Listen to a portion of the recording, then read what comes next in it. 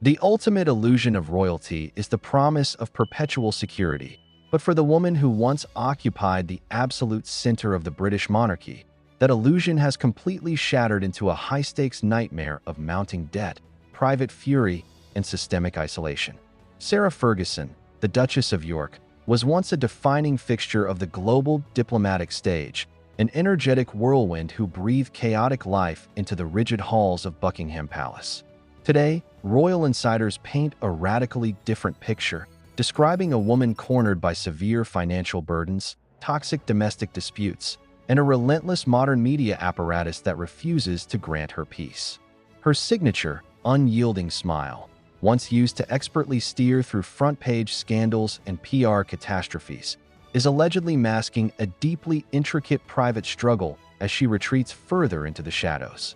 The lavish, hyper-protected day-to-day existence she enjoyed for decades has undergone a total transformation, igniting intense curiosity about what is actually happening behind closed doors.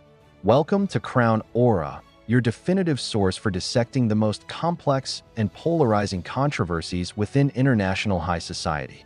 The unraveling of the York dynasty is a narrative filled with unexpected turns, secret alliances, and deep institutional friction that the palace desperately tried to conceal. To ensure you never miss an episode of our deep dives into the hidden realities behind castle gates, make sure to hit that subscribe button and activate all notifications now. For decades, the public believed that marrying into the sovereign inner circle guaranteed a lifetime of insulated luxury. Yet the whispers currently surrounding the Duchess reveal a modern reality defined by profound ambiguity. Driven by a desperate need to evade the suffocating glare of the British press, reports have emerged detailing a lifestyle of constant, calculated motion. Royal watchdogs allege that Sarah has spent prolonged stretches jet-setting across diverse borders, hitting secluded spots in Europe and the Middle East, choosing to lodge with an elite web of trusted corporate titans, philanthropists, and international socialites rather than making typical high-profile appearances. Intriguingly, analysts point out that she has grown intensely guarded about her personal correspondence, frequently swapping out communication channels and implementing stringent physical security measures to shield her location. Yet, even as rumors swirl that she and Prince Andrew are quietly mocking the press from their secluded sanctuaries, a much darker undercurrent suggests this hypervigilance is born out of sheer survival. The primary catalyst for this ongoing evasion is an issue that has permanently shadowed her entire public existence: a toxic, catastrophic war with personal finance. Bombshell claims have recently resurfaced, alleging that the Duchess's historical reputation for out-of-control expenditure reached such dire extremes that she resorted to using her own daughter's credit card to rack up massive spending bills. While detractors frame these accounts as evidence of gross economic incompetence, defenders argue she has simply spent decades navigating a brutally tough post-separation reality away from the formal financial safety nets of the crown. The math, however, has looked impossible for a very long time. Chroniclers of the monarchy emphasize that the roots of these fiscal battles originate far earlier than current gossip implies, stretching back to the mid-1990s when her liabilities ballooned into millions of pounds.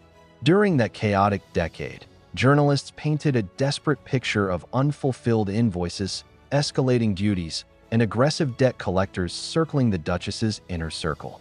Published chronicles indicate the financial mess grew so severe that premium retailers and luxury entities hesitated to confront elite palace figures over delinquent tabs, largely because they relied on the undeniable clout and free marketing tied to servicing the monarchy.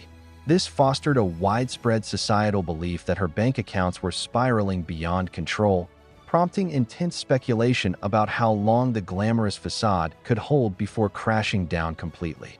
It was a perilous game of keeping up appearances, relying heavily on a vast web of global benefactors to absorb the shockwaves of her debts. This incredible tapestry of elite companions has functioned as Sarah's ultimate lifeline, allowing her to effortlessly glide through powerful global factions long after shedding her formal sovereign duties. Dispatches indicate that during her darkest chapters, she heavily leaned on these deep-rooted relationships to stay afloat, seeking refuge at ultra-exclusive estates belonging to corporate billionaires who were charmed by her tenacity and aristocratic pedigree. Also, it was the Queen, before she died, she told me to just be yourself, Sarah, because that's enough. You were very close with the Queen. The thing about the Queen was that she was more my mother than my own mother. And of course, you have her two lovely corgis who look so sweet. I've never had a corgi before. I have the two corgis. They are national treasures, so they're very spoiled. I wonder, though, for you, what aging means to you. There are days when I look and think, time for a facelift, honey. Then I think, nah, come on, you're all right. And I did think about the Queen today. When I was getting dressed, I thought, at 65, she's had another 30 years on reigning the country. So what am I complaining about? Get out there and do your job, Sarah. Be yourself, have fun, and live your life to the absolute maximum.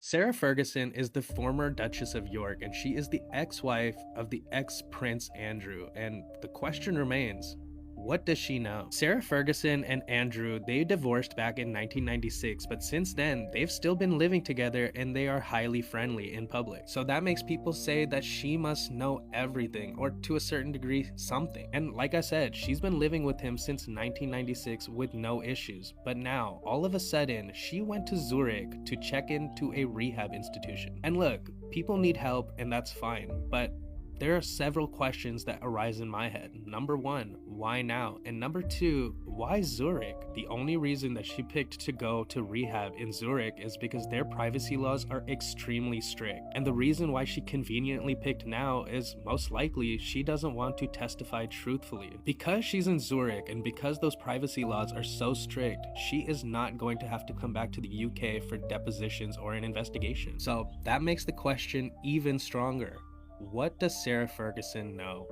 The latest Epstein news, because we can't stop talking about that, is that Sarah Ferguson, the former Duchess of York and wife to former Prince Andrew, has been stripped of her honor of the freedom of the city of York. This was by a unanimous vote to strip her of this honor that she was given back in 1987. So still, Europe, the UK, continues to hold those involved with Epstein in any way, shape, or form accountable. They are the ones launching major investigations, and they are the ones taking this very seriously. While here in the United States, Pam Bondi continues the cover-up. Todd Blanche continues the cover-up. And no one is releasing information still of the other 14 targets of a multi-agency investigation in the Epstein files of those companies, individuals engaged in money laundering, sex trafficking, and drug trafficking. Still haven't seen or heard who these people are. Let me know what you think about this in the comments. Like, share, spread the word, follow, subscribe, and I'll see you back here for the 411. Sarah Ferguson told Jeff that no woman has ever left the royal family with her head, and in a sense, she was correct until Meghan Sussex. And I would argue that Sarah never really got out because clearly she's still alive, but she is still within that structure because she was living with Andrew for many years. So she never really left. But Sarah is correct. Not only just historically, like with Anne Boleyn, but she is correct for the modern princesses that we have seen try to come into this family, such as Diana, obviously. As soon as Diana left the royal family, the media and the family conspired against her to put negative news headlines out there for her. We can see that in the way that they treated Meghan when she was actually in the family. Her only crime was working too hard and being more popular than all of the rest of them. And because of that, and for that reason, they started briefing against her to the press. This is someone who is actually in their family because they were currently married at the time. And then, of course, we all know what this family did to Diana through the media and with their briefings about Diana, calling her paranoid and all of these things before her untimely unaliving. The only person who has gotten out successfully so far is Meghan. Peanut here. So now we see the fallout from Prince Andrew's arrest. I've got all the details. So his ex-wife, Duchess Sarah Ferguson, all 6 of her companies, they've been shut down amid the Epstein scandal. They also closed in the wake of the revelations of her relationship with Jeffrey Epstein. So the U.S. Justice Department recently released a trove of files from their investigative reporting on Epstein. What was in those files, you ask? Well, they have proof showing the ex-Prince Andrew and his ex-wife, Sarah, that they were friends and kept in touch with Epstein after his conviction. And we all know what that conviction was in regards to minors.